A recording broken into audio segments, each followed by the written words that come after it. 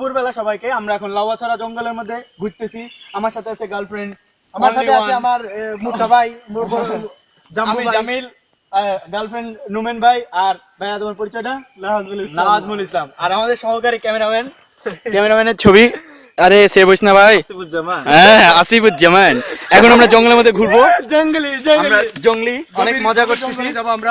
আমরা গভীর জঙ্গলের মধ্যে যাচ্ছি, পদার্পণ করতে যাচ্ছি।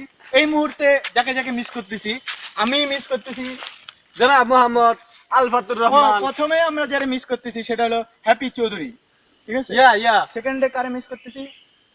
আচ্ছা যেতে যেতে বলি, হ্যাপি চৌধুরী সেকেন্ড। এই ভাই তুমি ক্যামেরাম্যান সামনে থেকে উল্টি হ্যাঁ। তারপরে আমরা মিস করতেছি শিল্পী পুরো নাম কি? শিল্পী শর্মা। ইয়েস। দেন আরফান কসাই।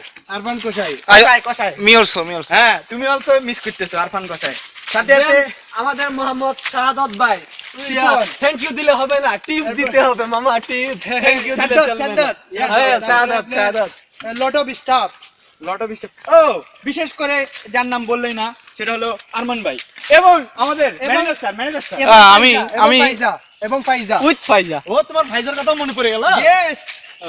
লট অফ এনজয় হতো যদি খালি এখন আরিফ সাহেব থাকতো। দোস্ত আমাদের আরিফ সাহেব থাকলে এখানে অনেক এনজয় হতো। দুর্ভাগ্যবশত উনি আসতে পারেন নাই। এটা বিচির মতো একটা ফল পাওয়া গেছে, মানুষের যেরকম বিচি থাকে এরকম ফল।